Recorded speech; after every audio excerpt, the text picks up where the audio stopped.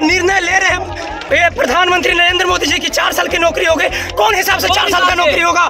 क्योंकि उसमें 8 महीना ट्रेनिंग होगा, उसमें 6 महीना छुट्टी होगा। तो हम लोग देश में क्या रक्षा करेंगे? 3 साल में क्या जानेंगे कि मेरा कहाँ पे देश बिगाड़ रहा है और कहाँ पे सुधार रहा है? ये आपको निर्णय वापस लेना होगा। अगर हम लोग पावर है, सरकार आपको बना भी सकते हैं और सरकार बिगाड़ भी सकते हैं। पर हम लोग इसलिए होते हैं सर कि आर्मी, एयरफोर्स, नेवी का सभी का 4। नमस्कार, जय हिंद, वंदे मातरम। दोस्तों, एक बार फिर से आपका स्वागत है हमारे चैनल श्रुतिक पे। तो जैसे कि आज आप लोग जानते हैं कि संडे है, तो हर बार की तरीके हम फिर से वापस आ चुके हैं गरम अड्डे के नए एपिसोड के साथ। तो आज का टॉपिक तो आप लोगों ने थंबनेल में देखते ही पता लगा ही लिया होगा कि अग्निपथ जो करके एक स्कीम आई है और उस पर हो रहे बवाल में। तो जिससे पहले कि वीडियो शुरू करें, उससे पहले आज आपको बता देते हैं कि इसमें हम बात करेंगे कि ये हिंसा क्यों हुई, अग्निपथ जो एक स्कीम आई है वो क्या है, उसके कुछ बेनिफिट्स और उस पर कुछ जो हो रही बहस है उस पे, और आखिरी में बात करेंगे कि मैं इसको सपोर्ट क्यों करता हूँ या क्यों सपोर्ट करना चाहिए। तो चलिए वीडियो शुरू करते हैं। तो जैसे कि आप लोग जानते हैं दोस्तों कि कई इंसिडेंट्स हुए बलिया में, सिकंदराबाद में, बिहार के बहुत सारे, एक लखमीनिया करके जगह है वहाँ पे, कैमूर में, बरेली में और भी बहुत जगहों पे आग लगाई गई, पत्थरबाजी हुई, लूटपाट की गई दुकानों में। तो ये सब हो क्यों रहा है? जैसे कि आपने वीडियो के स्टार्टिंग में कुछ वीडियोस देखी होंगी, तो ये सब हुआ क्यों? कुछ लोगों का, जैसे कि बिहार में कई दोस्त हैं मेरे कॉलेज की वजह से, तो उनसे बात हुई तो बताने लगे कि ये राजद वाले हैं या मेनली अपोजिशन के हैं, जो कि जैसे आरजेडी हो गई, लालू प्रसाद की पार्टी है, फिर कांग्रेस और लेफ्टिस्ट। लेकिन मेरा मानना है कि ये सरकार की वजह से हो रहा है। क्यों हो रहा है? अब मैं सरकार को जिम्मेदार क्यों मानता हूँ? तो पहली बात है कि सीए, किसान आंदोलन, इन पे जब विवाद होता है, इतने दिन तक बवाल चलता है, सरकार ने कुछ नहीं किया, होने दिया, तो एक मन बढ़ जाता है आदमी का। जैसे कोई बच्चा चोरी करे और उसका माँ बाप उसको ना रोके, तो उसका क्या होता है? उसका मन बढ़ जाता है कि मैं जो कर रहा हूँ वो सही कर रहा हूँ, तो उसकी हिम्मत बढ़ने लगती है। और जब एक बार हिम्मत बढ़ने लगती है तो वो फिर बार बार करने लगता है, अराजकता फैलाने लगता है। तो ये सरकार की और एक और दिक्कत है कि लोगों ने कहा कि बैकलॉग्स थी, क्योंकि 2 साल से भर्तियां नहीं हुई थी, तो उसकी वजह से एक बड़ा तबका, जिसको कि 2 साल से वो एज के बाहर हो गया, उस पर भी बड़ी दिक्कतें हुई। तो इस मुद्दे में तो मैं उन कैंडिडेट्स के साथ में हूँ, या अभिवर्ती जो हैं, कि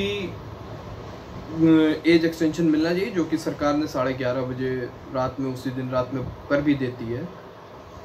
एक सरकार की लेकिन एक कमी है कि जिनके लिए योजना लाती है उन तक पहुंचा भी नहीं पाती है। जब बवाल चालू हो जाता है तब चालू होती हैं चीज़ें कि ट्विटर पे भी, और फिर मुख्यमंत्री सामने आएंगे, अलग अलग स्टेट के अलग अलग वादे होंगे। लेकिन उससे पहले ये नहीं कि जब तक कोई अरविंद केजरीवाल या इन जैसा जो अपोजिशन पार्टी का जो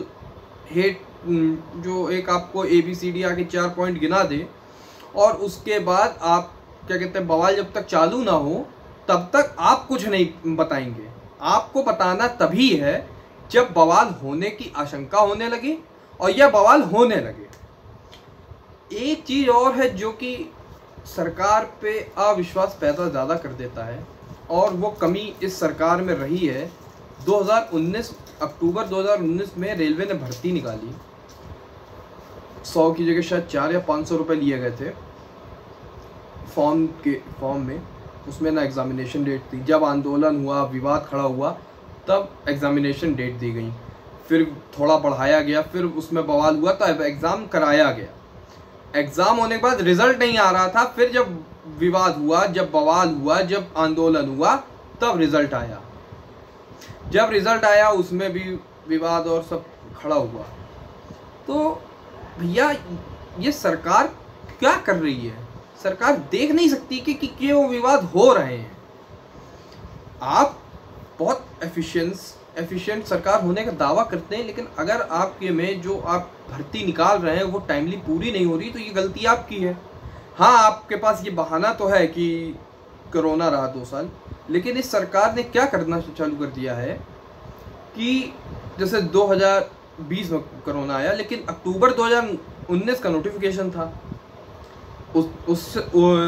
तब से और मार्च जब तक कोरोना का वो नहीं हुआ, दस्तक नहीं हुई या कोरोना नहीं माना गया, तब तक आपने कोई एक्शन या कोई आपका पेपर नहीं लिया गया। क्यों नहीं लिया गया?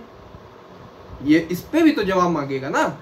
मैं भी एक स्टूडेंट रहा हूँ, बल्कि अभी हूँ, तो मेरे लिए भी एक चीज़ बड़ी वो हो जाती है भाई, मैं आपका समर्थक हूँ, मैं आपको सपोर्ट करता हूँ, लेकिन जब मैं ये चीज़ देखता हूँ कि किसी चीज़ की परीक्षा की डेट निकाली गई, पहले अप्लाई करने की डेट निकाली, उसके बाद उसका एग्जामिनेशन ही डेट नहीं है, तो मैं अप्लाई कैसे कर दूंगा?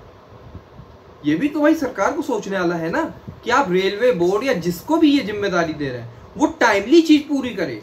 ये ना हो कि आंदोलन बीच में हो। और ये जो बवाल ज्यादा हो रहा है, जो लोग कर रहे हैं, वो राजनीति से प्रेरित हैं। क्योंकि मैंने खुद भी एनडीए की तैयारी की है सेना में जाने के लिए, और मैं ऐसे क्षेत्र में रहता हूँ जहाँ पे गांव का इलाका पास में पड़ता है, ज़्यादा दूर नहीं है गांव का इलाका। तो जैसे आप सुबह अगर कभी निकलिए, जैसे मैं मॉर्निंग वॉक या मैंने भी दौड़ना शुरू किया था, तो एक अंदर से होता था यार 4 बजे सुबह दौड़ने जाएंगे तो कोई होगा नहीं, बड़ा अजीब लगेगा, कोई देखेगा, कोई लूट लगेगा। लेकिन जब मैं जाता था एक हमारे यहाँ रोडों पे, तो मैंने देखा कि नहीं, मैं अकेला नहीं हूँ, कई लोग और प्रैक्टिस कर रहे हैं, दौड़ रहे हैं, वो तैयारी कर रहे हैं, वो अलग अलग भर्तियों की तैयारी कर रहे थे। तो उनसे बात होती थी तो बताते थे कि हाँ भैया हम इस चीज़ की तैयारी कर रहे हैं, हमारे में इतना दौड़ना है, हमारे में उतना दौड़ना है, ये करना है, वो करना है, ये फिजिकल है। उन्होंने मुझे भी गाइड किया क्योंकि मैं नया था। मान लीजिए मेरे घर में गाइडेंस है कि मेरे घर में लोग सेना या अलग अलग पोस्टों पे ऐसी जगह पे हैं या रहे हैं, तो उस चीज़ का बेनिफिट मिलता था। लेकिन फिजिकल एक ऐसी चीज़ होती है जब आप 4-5 लोग के साथ करिए तो एक मज़ा भी आता है, उसको करने में अजीब भी नहीं लगता, और अपने अंदर से एक ये रहता है कि नहीं यार मेरे साथ और भी करने वाले लोग हैं, तो एक ग्रुप टाइप का बन गया था। कुछ कारण रहे मैं नहीं कर पाया। तो जब उनसे बात होती थी तो वो बताते थे कि भैया पहले तो बहुत लड़ाई झगड़ा करते थे, बहुत बवाल किए हैं, लेकिन जिस दिन से सेना में जाने का सोच लिया है उस दिन के बाद से कोई मुंह पे तमाचा भी मार के चला जाए तो आंख नीची करके चले जाते हैं। पता है क्यों? क्योंकि कहीं गलती से भी पुलिस की FIR या कहीं नाम ना आ जाए कि जब वेरिफिकेशन होने आए तो सरकारी नौकरी में अगर आपका एक भी लाल निशान पुलिस वेरिफिकेशन से लग के चला जाएगा आपको नौकरी नहीं मिल सकती है। वो बच्चे इतने शांत होते हैं। तो जो लोग ये बवाल कर रहे हैं क्या तैयारी कर रहे होंगे? अरे भैया सेना का जो मोटो है, मैं एनसीसी में रहा हूँ 6 साल, पहले स्कूल में रहा, फिर उसके बाद कॉलेज गया, तो मैंने कॉलेज में भी ज्वाइन कर ली। मुझे एनसीसी बहुत पसंद है क्योंकि मुझे सेना में ही जाने का एक मेरा लक्ष्य रहा था, या आज भी है, कुछ वजहों से नहीं हो पा रहा है, फिजिकल कुछ प्रॉब्लम्स आ गई, उसकी वजह से मैं नहीं कर सकता हूँ, लेकिन मैं नहीं जा सकता हूँ। लेकिन मैंने एनसीसी 6 साल की है 2 बार, समझे? और मैंने उस एनसीसी में सबसे बड़ी जो चीज़ सीखी, उनका जो सबसे मेन मोटो होता है यूनिटी एंड डिसिप्लिन, अनुशासन और एकता। ये तुम एकता फैला रहे हो, तुम कहते हो कि तुम देश की रक्षा करोगे जाके, और तुम ये इस तरीके देश की रक्षा करोगे कि तुम ट्रेन जला दोगे, टायर जला रहे हो, कहीं आगजनी कर रहे हो, लूटपाट कर रहे हो। भैया ऐसा सैनिक नहीं होता है, और ना इस देश को ऐसे सैनिक चाहिए। हाथ जोड़ रहे हैं ये बच्चों के, अगर इसमें बच्चे इन्वॉल्व हों तो प्लीज़ मत करो जो भी लड़के कर रहे हैं। एक मान लो दोस्त की हैसियत से, क्योंकि बहुत बड़ा नहीं हूँ, लेकिन जो भी लोग कर रहे हो, अगर सही में तैयारी कर रहे हो तो बिल्कुल मत करो। क्योंकि तुम कैसे सोच सकते हो जिस जगह पे अनुशासन और एकता का सबसे ज़्यादा महत्व है, वहाँ तुम अनुशासनहीनता करके वहाँ पे तुम पहुँच पाओगे? एक FIR गलती से तुम्हारी कैमरे में आ गई और तुम्हारे ऊपर लग गया कि तुमने दंगा किया है, सेना में हो नहीं पाओगे जीवन में कभी। ये तो छोड़ दो कि सेना, तुम किसी और जगह नहीं जा पाओगे, तुम्हारा करियर खराब ही हो जाएगा। ये समझो, इसको समझने की तुम्हें बहुत ज्यादा जरूरत है। क्योंकि ये जो लोग कर रहे हैं, क्योंकि जब एक आंदोलन होता है तो उसमें लोग घुस जाएंगे, क्योंकि भाई तुम आए, तुम तो सेना की तैयारी कर रहे थे, लेकिन तुम्हें क्या पता अगला आदमी कर रहा है कि नहीं कर रहा है। अगर कहीं बवाल होना चालू होता है, तुम सेना में जाना चाहते हो तो तुम उसको रोको। आग लगा रहा है, अरे यार पीटा गया है रेल यात्रियों को, अलग अलग जगहों पे तुम लोगों से मारपीट कर रहे हो, गाड़ियां जला दी। कौन आदमी ऐसा सैनिक चाहेगा? भाई सेना का दर्जा इस देश में उन नेताओं, उन सबसे ऊपर है। नरेंद्र मोदी से भी इस देश में अगर किसी को दर्जा दिया गया तो वह जनरल विपिन रावत हो या हमारे आज के जो भी प्रेजेंट जनरल्स हो, वो है सैनिक की। वो हमारे लिए इज्जत है कि नरेंद्र मोदी कोई बात कह दे, हम नहीं भरोसा करें एक बार, लेकिन अगर इस देश की सेना कहती है कि ये हमने काम किया है तो हम उसको आंख बंद करके विश्वास करते हैं कि मेरे देश के एक सैनिक ने कह दिया तो हाँ हमने किया है, इस पर कोई भी प्रश्न करने की कोई जरूरत नहीं है। यही कारण बना था कि लोगों ने एयर स्ट्राइक पर सवाल किए थे, अपोजिशन उसमें इन्वॉल्व हो गया और उसकी वजह से नरेंद्र मोदी जीत गए। लोग कह सकते हैं कि उन्होंने इस्तेमाल किया सेना का जीतने के लिए, लेकिन नरेंद्र मोदी ने उस चीज़ को वो सपोर्ट किया, लोगों ने उसके बारे में सवाल किए और इस देश की जनता सैनिक को खींच उस पर बैठालती है कि जैसे ही देखा कि ये सेना के खिलाफ बोल रहे, उनको वोट नहीं दिया। एक मेजर कारण ये भी था ना 2019 जीत का। तो आप सोचिए कि आप जिस जगह पे जाना चाहते हो वो इस सोसाइटी के लिए कितनी हाई प्रायोरिटी पे है।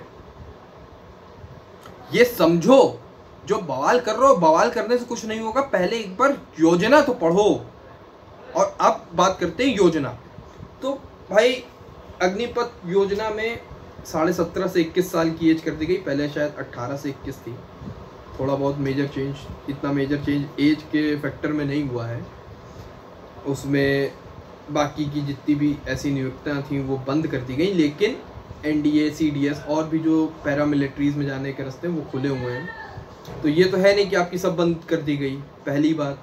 दूसरी बात, एक आदमी जो नौकरी करने के लिए काबिल होता है वो काबिल माना जाता है 18 साल की उम्र में, क्योंकि आज भी आप किसी भी जगह पे आप जॉब करने के लिए, लीगली जॉब करने के लिए 18 साल की एज मानी गई है कि आप एडल्ट होते हैं, तब से आप जॉब करना शुरू कर सकते हैं। कुछ जगहों पे थोड़ा रिलैक्सेशंस या कुछ हैं। तो अब एक चीज़ समझिए कि पहले एक होता था शॉर्ट कमीशन, जो कि इसके आने से ख़त्म हो जाएगा। तो शॉर्ट कमीशन में क्या होता था, 18 से 21 साल का ये बच्चा जाता था, उसकी 7 या 8 साल की जॉब थी। मान लीजिए मैं मान लेता हूँ 18 साल में वो गया, 1 साल 1.5 साल की ट्रेनिंग की, तो वो हो गया 19.5। फिर बाकी बच्चे 8 साल की अगर नौकरी माने तो आधा और 6, यही होगा ना। तो 20 और 26 साल की एज में वो बाहर आता है, ठीक है। अब उसी 26 साल की एज में बाहर आया तो अब वो भाई 30 साल तक की UPSC की अगर आप मान लें तो वो कितनी तैयारी कर पाएगा? क्योंकि भाई एक आपको पढ़ने के लिए आप एक जगह से होकर आ रहे हैं, तो आप उतना नहीं, 3 साल 4 साल लोगों का तुरंत भी हो जाता, मैं ये भी नहीं कहता हूँ। आप अगर कोई लोग कुछ और पढ़ाई करनी चाहें तो वो भी नहीं हो सकती थी। लेकिन अब इसमें क्या हो रहा है कि और आपके हाथ में कोई ऐसा कोई पैसा भी नहीं आता था ना, आपको पेंशन मिलती थी, ठीक ना। लेकिन इस स्कीम का क्या फ़ायदा है, आप 17.5 साल की एज में मान लीजिए हो गए, आज 6 महीने की ट्रेनिंग कर दी गई है, आपने 18 के आप जब तक हुए तब तक आप ट्रेंड हो गए। फिर 3.5 साल की आपने जॉब की, तो आप 21.5-22 साल की मान लीजिए उम्र में आप बाहर आ गए। अब उसमें क्या है, जैसे मान लीजिए 100 बच्चा गया तो उसमें 25 को उस 100 बच्चा गया है उसमें से 25 को परमानेंट जॉब दी जाएगी। मतलब आप जैसे घर पहुंचे तो आपके पास एक दिन लेटर आएगा, कुछ टाइम पीरियड का उसमें है, उसमें आपके पास लेटर आया, आपके में होगा आप परमानेंट हो गए, नहीं तो आप नहीं हुए। आप 75% में, आपके 25% में वो उस लेटर में बता दिया जाएगा। लेकिन भैया 22 साल की उम्र में आपके पास 11,70,000 रुपये होंगे, जो कि हाँ 9,000 रुपये आपकी पर मंथ सैलरी से कटते रहेंगे और 9,000 जितना आपकी उससे कटेगा उतना ही सरकार देगी, ठीक ना। अब ये बताओ यार, मैं आज 23 साल का हूँ, मेरे हाथ में इतना पैसा नहीं है, तुम मुझसे 1 साल कम की उम्र में होगे, अगर 17.5 में ही चले जाते हो, मेरे हाथ में इतना पैसा होगा 11,70,000, एक ठीक ठाक अमाउंट है, मैं बहुत बड़ा अमाउंट नहीं कहूँगा लेकिन एक ठीक ठाक अमाउंट है। तुम अपना कुछ छोटा मोटा धंधा डाल सकते हो, कोई छोटी दुकान भी चला सकते हो, तुम कुछ काम कर सकते हो। नहीं तो तुम 22 साल की उम्र में अगर बाहर आ रहे हो तो तुम्हें जैसे कुछ डॉक्टर इंजीनियर बनना है वो भी बन सकते हो। तो जो लोग ये कह रहे थे ना कि डॉक्टर इंजीनियर नहीं बन पाएगा, तो भैया पहली बात, जो सेना में जाने का सोचता है, ठीक ना, वो फिर डॉक्टर इंजीनियरिंग के लिए नहीं सोचता जैसे मैं नहीं सोचता था। मेरे साथ कुछ रीजंस हुए जिसकी वजह से मुझे इंजीनियरिंग करनी पड़ी, नहीं तो मैंने भी कभी IIT या किसी और चीज़ को फॉर्म भरने की कभी नहीं सोची थी। ये जीवन की सच्चाई। लेकिन जब मेरे साथ एक एक्सीडेंट होता है जिसके बाद मैं फॉर्म भरने के लिए इनएलिजिबल हो जाता हूँ, उसके बाद मैंने इंजीनियरिंग का फॉर्म भरा और इंजीनियरिंग की। पहली बात ये रही। कुछ लोग तर्क ये देते हैं कि गरीब घर से आते हैं, तो हाँ 5% वो आदमी है जो कि गरीब घर से आता है, तो वो तो वैसे ही इंजीनियरिंग और वो नहीं कर सकता था MBBS। वो शॉर्ट कमीशन में भी जाता तो वो इंजीनियरिंग और MBBS की तो सोच ही नहीं सकता था। उसने अपने आप को हालातों में ढाल लिया है, हालात में वो ढाल चुका है, वो इस चीज़ को मान चुका है कि वो नहीं कर सकता है, तो वो इसीलिए इस नौकरी में जाता था। वो शॉर्ट कमीशन में भी जाता था, परमानेंट कमीशन में भी जाता था। तो वो आदमी जा ही नहीं सकता, तो उसके बारे में क्या बात कर रहे हो भाई? वो तो कर ही नहीं सकता था। और अगर तुम्हें करने का इतना ही मन है तो तुम 22 साल की उम्र में निकल लो, ओपन स्कूल है, इग्नू है, तुम करो। अच्छा, इसमें एक बेनिफिट सरकार ने दिया है भाई, 17.5-18 साल की उम्र में जो आप बच्चा जाएगा, या तो 10th पास होगा या तो 12th पास होगा। 18 साल तक वैसे 12th हो जाता है, लेकिन मान लीजिए कुछ कारणवश आपकी पढ़ाई छूट जाए बीच में, आप 10th पढ़े, उसके बाद कुछ रीजंस हुए आप नहीं कर पाए, तो आप जब इसका पेपर भरेंगे, आप जब पेपर देंगे, तो आप जब जाएंगे और आप सेलेक्ट होकर, मान लीजिए आप उसी 75% में आ जाते हैं कि जिसको जॉब नहीं मिलती है, और आप बाहर आ जाते हैं। अब लेकिन आपके पास बेनिफिट्स काफ़ी हैं, मैं बताता हूँ कैसे। तो जिन लोगों को पढ़ाई की टेंशन है, तो सबसे पहली बात, आप अगर 10th पास करके जाएंगे तो आपको 12th के इक्विवेलेंट एक सर्टिफिकेट मिलेगा। उसके बाद आपको 2 साल के क्रेडिट्स दिए जाएंगे, क्योंकि अब आप जानते हैं कि नई एजुकेशन पॉलिसी आ चुकी है, उसमें यही है कि 12th का एक सर्टिफिकेट मिलेगा। तो 2 साल का आपको जो सर्टिफिकेट मिलेगा, 2 साल के जो आपको क्रेडिट्स मिलेंगे, बाकी आपके पास 2 ही साल आपको पढ़ाई करनी होगी। तो आप जो भी मन पसंद आपके सब्जेक्ट्स उनकी तैयारी करते रहिए। आप जब जॉब कर रहे हैं आप उसी साथ पढ़ते रहिए, आप बाहर आइए। अगर आप मानते हैं कि आप उस 75% में यहाँ होंगे, तो आपको पर्टिकुलर कोर्स करके, आप ये नहीं होगा कि आपको पूरे 4 साल करना पड़ेगा ना, 2 साल आपको डिप्लोमा मिल चुका हो, क्योंकि अब तो ये हो गया ना कि 12th के बाद एक सर्टिफिकेट, आप अगर किसी ग्रेजुएशन कोर्स में जाएंगे तो ये होगा कि पहले आपको सर्टिफिकेट मिलेगा पहले साल में, फिर आपको डिप्लोमा मिलेगा, तीसरे साल में आपको डिग्री मिल जाएगी और चौथे साल में आपको PhD होगी। ये है, आप एक बार पता भी कर सकते हैं। लेकिन अब क्या होगा, आपको डिप्लोमा तक का आपके पास क्रेडिट्स होंगे, आपको सीधे डिग्री से चालू करना होगा। तो आप जाइए, आप पढ़िए, आप डिग्री, आप अपनी पढ़ाई पूरी करिए, आप डिग्री ले लीजिए, आपको नहीं है तो PhD कर लीजिए। जो आपको जो जॉब लगे आप उसमें अप्लाई कर सकते हैं। नहीं तो सरकार ने और भी अरेंजमेंट्स किए, जितनी भी पैरामिलिट्री फोर्स या रिजर्व फोर्सेस हैं उसमें आपके लिए स्पेशल वैकेंसीज डाल रखी हैं, आप उसमें जाके आप जा सकते हैं। और सबसे बड़ी बात, ये तो मैं सबसे बड़ी वो कमी मानता हूं कि आप अपने आप को पहले से ही नकारा समझ रहे हैं कि आप उसी 75% में आएंगे, आप 25% में क्यों नहीं आएंगे भाई? आप ये क्यों मान लिया कि हम 75% में? हाँ, मानता हूं कि उसकी प्रोबेबिलिटी बहुत ज्यादा है, 100 बच्चों में 75 बच्चों का, लेकिन आप भाई, एक डार्विन की एक थ्योरी है कि only the fittest will survive. तो आपको बेस्ट नहीं बनना है, आपको फिटेस्ट बनना है। तो आप फिटेस्ट बनिए ना, आप बेस्ट क्यों बनना चाहते हैं?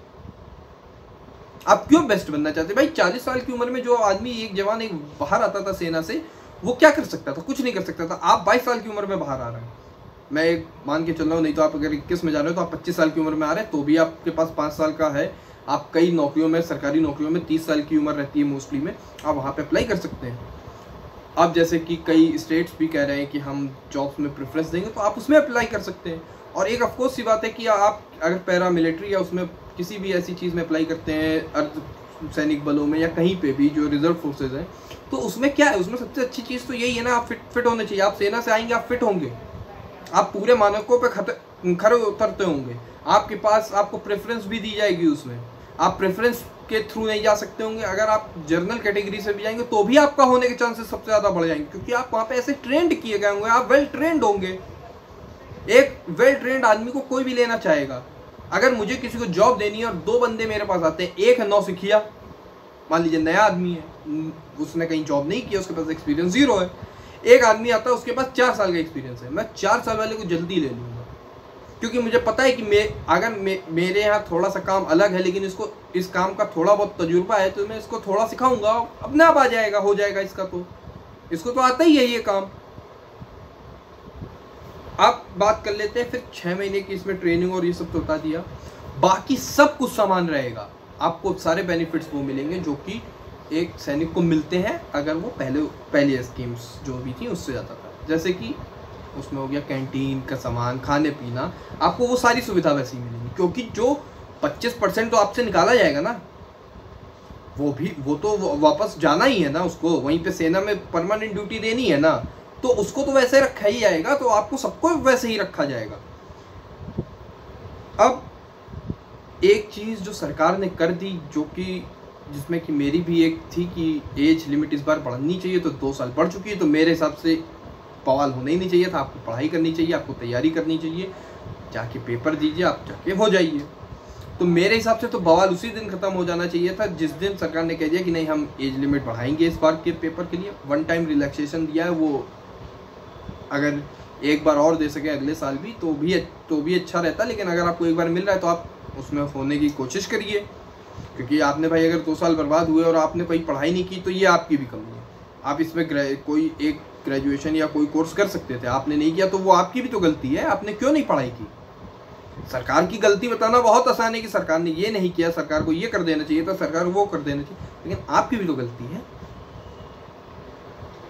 अब कुछ लोग कह रहे हैं कि भाई ये सेना में नौकरी करवाएंगे कि एंटरप्रेन्योर बनाएंगे। तो भैया शायद उन लोगों को पता नहीं है, मैं जब एनसीसी में था तो सेना में केवल पढ़ाते ही नहीं है, जो लोग ये समझते हैं वो गंवार मूर्ख हैं कि केवल मतलब पढ़ाने का मतलब कि सैनिक गया और उसको हथियार पकड़ा के भेज दिया, जाओ वहाँ गोली चलाओ। नहीं होता साहब, नहीं होता है। मैं जब एनसीसी में था तो मेरे हाथ में जब हथियार तो आ गया था, दूसरे ही तीसरे दिन मैंने हथियार देख लिया था, कैसे उसको खोलते हैं, साफ करते हैं, ये सिखाया गया था। ये नहीं कह दिया गया था सीधे फायर करो जा। अब आप कह सकते हैं कि एनसीसी में नहीं साहब, हर जगह यही होता है। आप पता करिए ट्रेनिंग में क्या क्या पढ़ाया जाता है। ट्रेनिंग में हर समय केवल ये नहीं होता कि आपको गोली चलवाई जाती है, ना केवल ड्रिल करवाई जाती है, नहीं, आपको अलग अलग स्पोर्ट्स कराया जाता है, आपको अलग अलग चीज़ें पढ़ाई जाती हैं। मैं एनसीसी में था, मुझे वेपन ट्रेनिंग की क्लास अगर हुई तो मेरी मैप रीडिंग की भी क्लास हुई, मेरी एक्स्ट्रा करिकुलर की भी हुई कि उसमें कोई ना कोई एनवायरनमेंट का मुद्दा या कोई जनता से जुड़े मुद्दों पे भी बात होती थी, रोड एक्सीडेंट्स, फलाना ढिमाका, इन चीज़ों पे बात होती थी। भाई साहब 10 दिन के कैंप में जब भी जाते थे तो ऐसी भी बातें होती थी। हमें अलग अलग चीज़ें पढ़ाई जाती थी, हमें पढ़ाया जाता था कैसे किसी को फर्स्ट एड देना है, गेम्स कराए जाते थे, हमें अलग अलग ड्यूटीज़ दी जाती थी कि मेस में खाना बनाने के लिए जाइए, सब्जी काटो, ये करो। सब खाना नहीं बनाते थे, लेकिन भाई सब्जी कटवानी है, वो आदमी का मैं तो आप सब्जी कटवाओ क्योंकि इतना सारा बच्चा जाता है, तो ये भी तो करवाया जाता था। और सबसे मेन चीज़ है लीडरशिप स्किल और टीम के साथ काम कैसे करना है, ये सिखाया जाता है। तो जो एक बंदा सेना से अगर मान लीजिए रिटायर होकर आता है 4 साल, और वो जो भी इस एनवायरनमेंट में रहेगा उसको वो प्रभावित करता है। अगर वो कल को अपना बिजनेस कोई खोलता है तो कितना अच्छा बॉस होगा। सोचिए कि आज लोगों के बिजनेस हो जाते हैं या लोग सक्सेसफुल हो जाते हैं तो क्या होता है, यार मैं टाइम पे जाऊँ या ना जाऊँ क्या फ़र्क पड़ता है, लेकिन वो बॉस होगा वो टाइमली पहुँचेगा, उसके एम्प्लॉयज़ को उस पर इफेक्ट पड़ेगा, वो भी टाइम पे आने पे मजबूर रहेंगे कि नहीं मैं अपने ऑफिस पे टाइम पे पहुँचूँ। मेरा बॉस आ जाता है, देखेगा तो क्या कहेगा, वो टीम के साथ काम करना जानता होगा कि नहीं मेरी टीम में अगर एक आदमी कमज़ोर है तो उसको कैसे सही करना, उसको कैसे भरोसे में लेना है, उसको कैसे काम कराना है, कोई एक आदमी अपने आप को अंडर एस्टिमेट करना तो उसको कैसे उठाना है, कैसे सबका सपोर्ट लेना है, कैसे सबको एक साथ काम करवाना है। ये भी तो सिखाया जाता है सेना में, क्योंकि सेना में एकता किसके साथ होती है, आपका परिवार जो कि आपके साथ काम कर रहा होता है, वही तो एकता उसी के साथ तो बनानी होती है। वो आदमी कभी हिंदू मुस्लिम में भेद नहीं करेगा, वो किसी धर्म जात में पड़ेगा नहीं, तो वो तो एक अच्छा लीडर बन ही जाएगा, वो एक अच्छा टीम वर्क पेश कर सकता है। और 11 लाख भाई 11,70,000 रुपये होना हाथ में एक बड़ी बात है उस एज में। अगर सही से अप्लाई किया जाए तो करोड़ों का बिजनेस खड़ा हो जाएगा, बिल्कुल सीधी सी बात है। अब लेकिन आप वही सोचते हो कि केवल सरकारी नौकरी, अगर नौकरी है या रोजगार है तो वो गलत है, मेरे हिसाब से गलत है।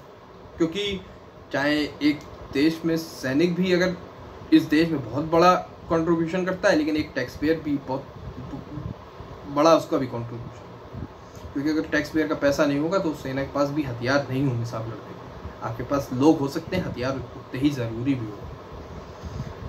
अब बात करते हैं कि इसके बेनिफिट्स क्या हैं। तो सबसे बड़ा बेनिफिट तो ये है कि सेंट्रलाइज सिस्टम। अब सेंट्रलाइज सिस्टम को आप ऐसे समझिए कि अभी क्या होता है कि जो लोग अप्लाई करते हैं, जो बेसिकली हवलदार या ऐसे रैंक्स के लिए अप्लाई करता है या जो भी, तो ज़्यादातर गांव का ही बच्चा अप्लाई करता है। शहरों के, बड़े शहरों से आप देखिएगा बहुत कम आबादी है जो कि सेना में है। आज भी गांव और पिछड़े इलाकों से ज़्यादा। होता क्या है कि पता चला एक दिन लगा, मैं कानपुर में की बात करता हूँ, अपने पर्सपेक्टिव से बात करूँगा तो कानपुर में लगता है कैंप। एक बच्चा यहाँ दौड़ने गया, एक हफ्ते बाद पता चला कैंप है इलाहाबाद, वो वहाँ भी जाएगा, लखनऊ भी जाएगा, वो पता चला बांदा में लगा तो वहाँ भी जाएगा। क्यों? एक ही नौकरी के लिए या अलग अलग उसके लिए वो अलग अलग जाएगा, और बिना टिकट ही जाएगा। वो या तो ऑटो, बस या किसी से भी या ट्रेन से भी ट्रेवल करेगा तो बिना टिकट के करेगा।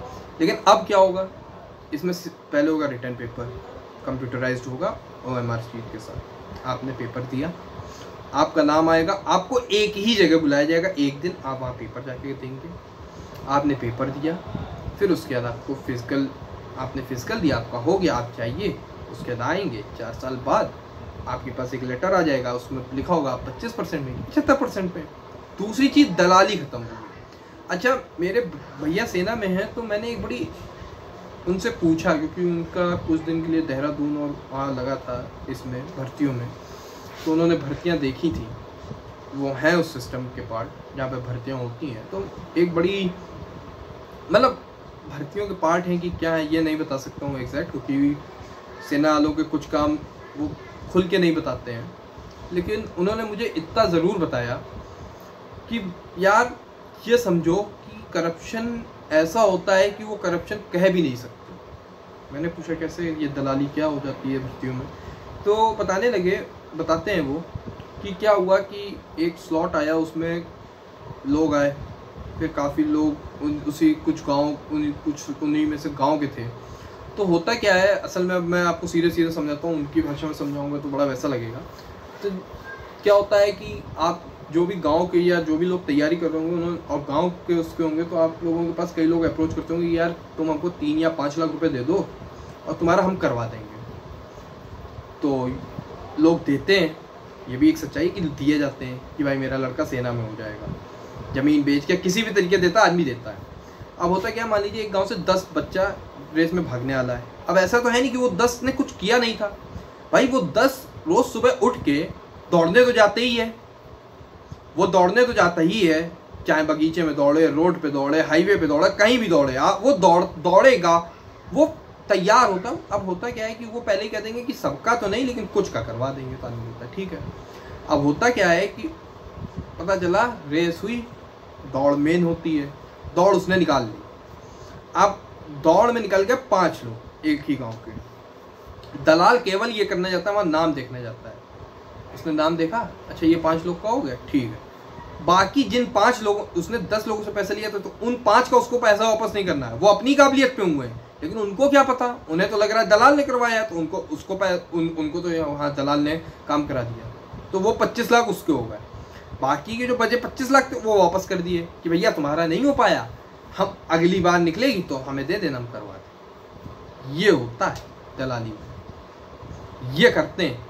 सेना ने इस जब भी उनके संज्ञान में आई हैं चीज़ें तो उस पर रोक लगाई है और सीधा डिसमिसल किया है इन मामलों में, कभी सस्पेंशन नहीं किया है। जो भी अगर पकड़े गए भर्तियों में कोई भी ऑफिसर वगैरह, और अब उन्होंने एक चीज़ शायद नई शुरू की है, नहीं क्या काफ़ी दिन से चल रही है कि अब जो भी ज़्यादा जिम्मेदार और जिनका ट्रैक रिकॉर्ड काफ़ी अच्छा है, ऐसे ऑफिसर्स को वो भेज रहे हैं भर्ती पे। और एक चीज़ जिसमें मैं बात करना चाहता हूँ, कुछ ट्वीट्स मैंने देखे, अब वो ट्वीट्स बड़े इंटरेस्टिंग थे।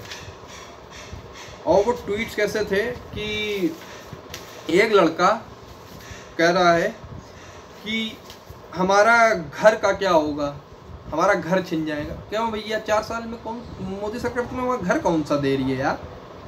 कोई घर नहीं मिलता है, ये झूठ मत बोलो। और घर के लिए जा रहे हो तो यार यहाँ मजदूरी कहीं करो, अपना घर खुद बनाओ और यहीं रहो, ठीक ना। एक आदमी कह रहा है कि हम देश हमारी ट्रेनिंग कम होगी तो हम देश की रक्षा कैसे करेंगे, उसके पीछे ट्रेन जल रही है। भैया तुम्हारे जैसे सैनिक तो बिल्कुल नहीं चाहिए, बिल्कुल नहीं चाहिए, हमें बिल्कुल नहीं चाहिए। हमारे देश को रिस्पॉन्सिबल लोग चाहिए, डिसिप्लिन्ड लोग चाहिए सेना में। क्योंकि सेना, जब आप कहीं बहुत ऐसी पावरफुल जगह पे बैठो तो आपके पास बहुत बड़ी रिस्पॉन्सिबिलिटी भी होती है। कहा जाता है ना, with great power comes great responsibility. तो वो चीज़ एकदम सच्चाई है कि अगर आप सेना जैसे इंस्टीट्यूशन में जाएंगे तो आपके पास बहुत बड़ी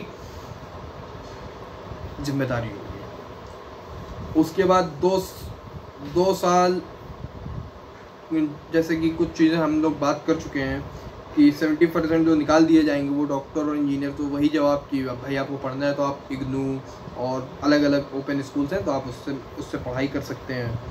अच्छा, एक और बात कही जा रही है जो कि एक मिथ भी है कि किसी जनरल से बात नहीं हुई, और हमारे तीनों जनरल्स ने आके क्लियर किया कि ये हमने बात की है और ये हुआ है।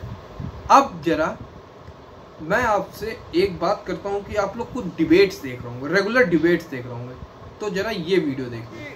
30 uninterrupted seconds and I will finish my point. Arnab Goswami, today is Friday, Jummah. So Jummah Mubarak to everyone. Today the Muslim did not protest on any streets of the country or anywhere in UP.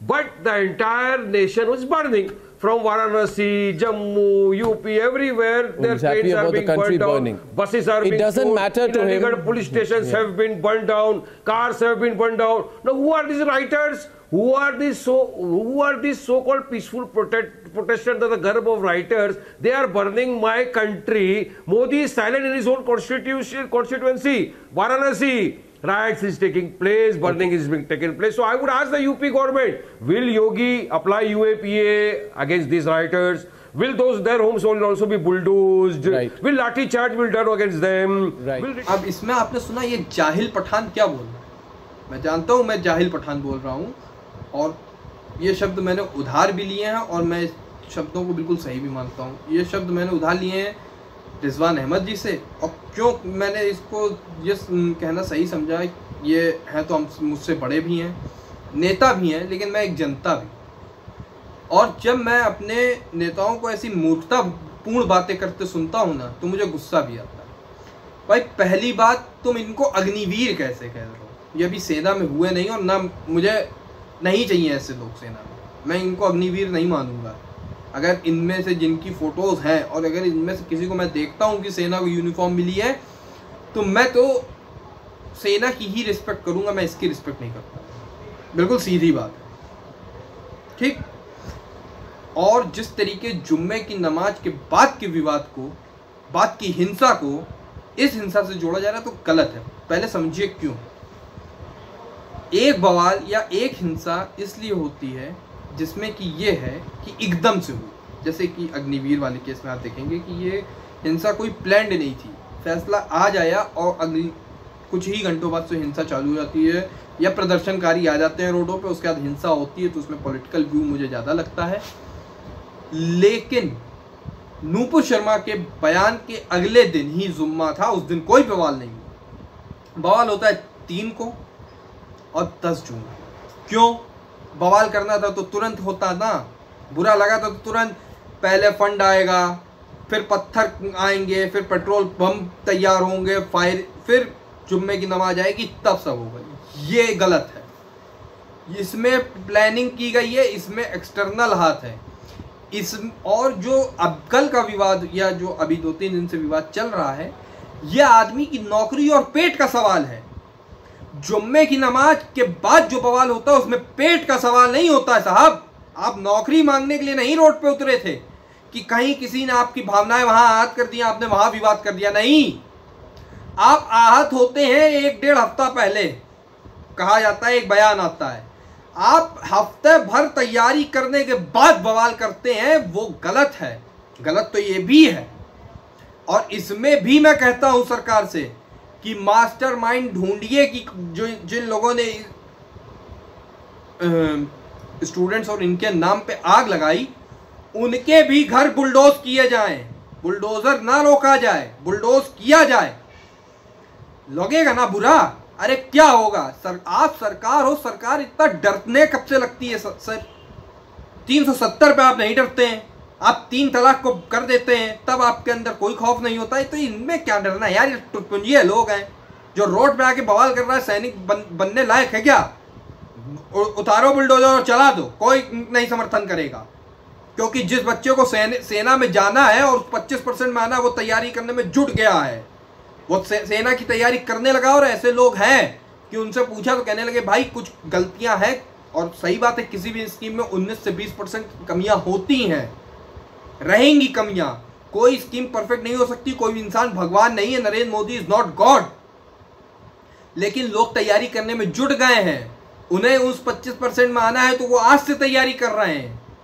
वो 4 साल बाद की तैयारी आज से करेंगे, तब वो फिटेस्ट बनेंगे, उन्हें बेस्ट नहीं बनना है। ये है दिक्कत। तो ये जो जाहिल पठान और इन जैसे लोग जो बातें कर रहे हैं, वो ये डिफरेंस समझे कि पत्थरबाजी होती है जम्मू कश्मीर में तो नमाज के बाद, जुम्मे की नमाज के बाद, नमाज के बाद नहीं, जुम्मे की नमाज के बाद। कश्मीरी पंडितों का पलायन होता है 1990 में तो जुम्मे की नमाज के बाद। क्यों साहब? वो धार्मिक जगह है, जो धार्मिक बवाल है, उसमें आपने धर्म का सहारा लेके बवाल करवा रहे हैं और विदेशों से फंड लेके करवा रहे हैं। यहाँ जो बच्चा उतर रहा है वो ना हिंदू है, ना मुस्लिम है, ना सिख है, ना ईसाई है, वो केवल भारतीय है जो अपनी भारत सरकार से डिमांड करने गया था और कुछ अराजक तत्व उसके बीच में आके उसके आंदोलन को खराब कर दिया। ये वो लोग, आप डिफरेंस समझिए, वो हिंदू मुस्लिम नहीं बन के गया वहां पे, वो भारतीय बन के गया है, जो एक भारतीय सरकार से लड़ रहा है। लेकिन जब जुम्मे की नमाज के बाद बवाल होता है तो केवल मुसलमान बन के हिंदू के खिलाफ बवाल होता है। समझे डिफरेंस? ना समझे हो तो वीडियो फिर से देख लेना, समझ में आ जाएगा क्या कहा, ठीक ना? अब ये मैंने आपको 2 बेनिफिट्स बताए थे, एक बेनिफिट रह गया था, वो मैं बताऊं। तो एक है सरकार के ऊपर, सरकार के ऊपर नहीं, बेसिकली सेना के ऊपर, क्योंकि जब हमारा बजट डिस्कस होता है तो उसमें डिफेंस का भी बजट है। डिफेंस के बजट में मान लीजिए 100 रुपये दिए जाते हैं तो लगभग 60 रुपये सैलरी, पेंशन और वीआरएस में चलता है। लेकिन अब ये जो नई स्कीम आई है, इससे क्या होगा, क्योंकि 25% परमानेंट कमीशन लोग रहेंगे तो इसका बोझ कम होगा। तो होगा क्या कि मान लीजिए अगर 30-40% का ही खर्चा होता है, मान लीजिए 100 में से 30 रुपये ही अगर पेंशन और सैलरी पे जाते हैं, तो इसका फ़ायदा एक ये मिलेगा कि हमें नए हथियार खरीदने जब होंगे तो हमें हमारी सेना, किसी भी सेना को, तीनों सेनाओं को ये नहीं देखना होगा कि नहीं फंड्स की कमी है, इतने कमी है, वो खरीद पाएंगे। चौथा एक बेनिफिट और ये भी मिलेगा कि हम जो अपग्रेडेशन चाहते थे या जो भी चीज़ें हम चाहते थे कि जैसे डिफेंस में साइबर वॉर अटैक का, क्योंकि अब मॉडर्न टेक्नोलॉजी से भी वॉर हो गई, तो हम उस तरफ ज़्यादा जल्दी से और ज़्यादा तेज़ी से बढ़ पाएंगे। और एक जो मेन इसके पीछे ऑब्जेक्टिव है कि सेना में एक्सपीरियंस लोगों की ज़रूरत है, लेकिन 1:1 का रेशो होना चाहिए। तो अब क्या है कि इससे नौजवान आते रहेंगे, वो जाते रहेंगे और नौजवान आते रहेंगे, और बेनिफिट क्या मिलेगा कि 1:1 का रेशियो मेंटेन होगा। हमारी सेना में एक्सपीरियंस लोग भी होंगे, जवान लोग भी होंगे। और अब मैं इसका सपोर्ट क्यों करता हूं ये बताता हूं। पहला रीजन, लेफ्टिस्ट और अपोजिशन इसके अपोज कर रहा है। पहला और साफ रीजन है, जिसका विरोध अपोजिशन करे, लेफ्टिस्ट करें, वो मेरे लिए बहुत सही चीज़ है, मैंने मान लिया, ठीक ना। और विरोध भी कौन कर रहा है? राहुल गांधी, तेजस्वी यादव, ये सब जिन्होंने एयर स्ट्राइक और उस पर सवाल उठा दिए थे, सर्जिकल स्ट्राइक पे ना, तो भैया हमने मान लिया ये चीज़ बहुत अच्छी है। दूसरा, मेरे देश के जो कि इतने समय सेना के जनरल्स हैं अलग अलग सेनाओं के, उन्होंने बोला ये अच्छी है, मेरे लिए वो शब्द अंतिम हो गए। तीसरी चीज़, अपग्रेडेशन हर समय होने की ज़रूरत है। बुजुर्गों की आदत होती है कि वो नई चीज़ों को बड़ा, वैसे कहते हैं, अगर आपके घर में भी आपके बाबा या दादी होंगे तो वो बताते होंगे हमारे ज़माने में तो ऐसा होता था, हमारे ज़माने, भैया आपके ज़माने में जो होता था वो होता था, लेकिन अब आज का ज़माना बदल चुका है। आज के समय में नए तरीके से चीज़ होती है। पहले डिजिटल पेमेंट्स नहीं थे, आज डिजिटल पेमेंट्स हो रहे हैं। आज के समय में कैश का ट्रांजेक्शन कम हो गया या बड़ी जगहों पे ज़्यादा रह गया है, तो अपग्रेडेशन तो होने चाहिए।